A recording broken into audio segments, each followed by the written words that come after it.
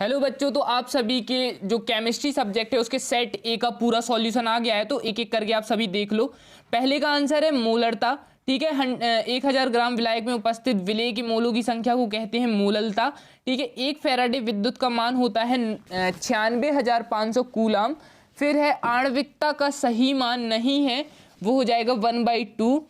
और next question है NiCO6 में Ni की ऑक्सीकरण संख्या होगी तो वो क्या हो जाएगी, 0 हो जाएगी। फिर पांचवा वाला निम्न यौगिक रजत चूर्ण के साथ गर्म करने पर एसिटिलीन देता है, वो CHI3 देता है। फिर मीरबेन का तेल होता है, वो होता है नाइट्रोबेंजीन। विटामिन B1 है, वो है थायमीन। उसके बाद आ जाते हैं रिक्त स्थान। गाइस आप सभी के लिए बहुत मेहनत करी है, पूरे क्वेश्चंस को लिखा है, फिर उसके बाद सॉल्यूशन वगैरह बहुत टाइम लग जाता है ना, तो एक लाइक एंड वीडियो को शेयर जरूर कर देना। ठीक है, चलो।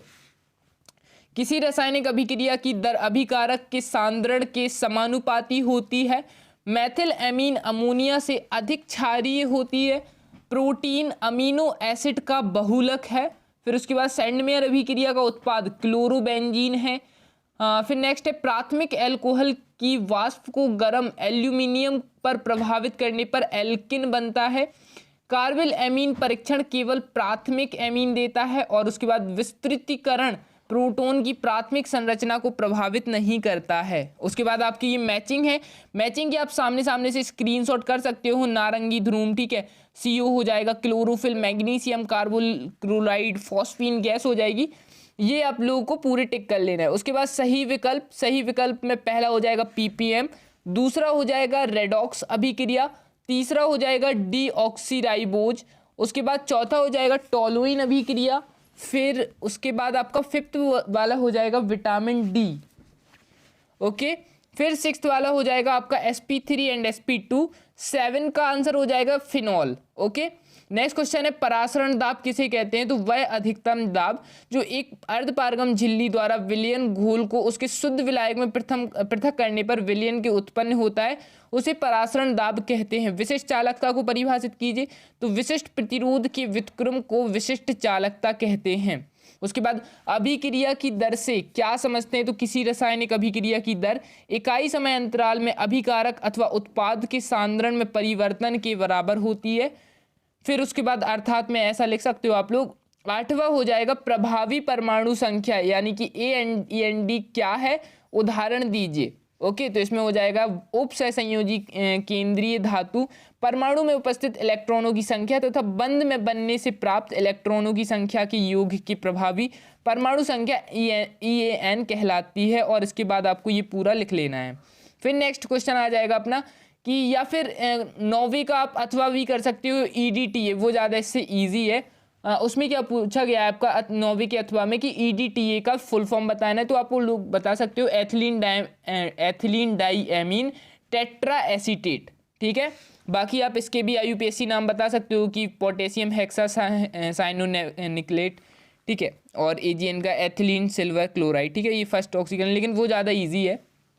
फिर है क्या होता है जब इसकी आपको अभिक्रियाएं देनी है, फॉर्मल्डिहाइड का अपचयन होता है, तो फॉर्मल्डिहाइड का जब अपचयन होता है तो हमें फॉर्मिल अम्ल प्राप्त होता है।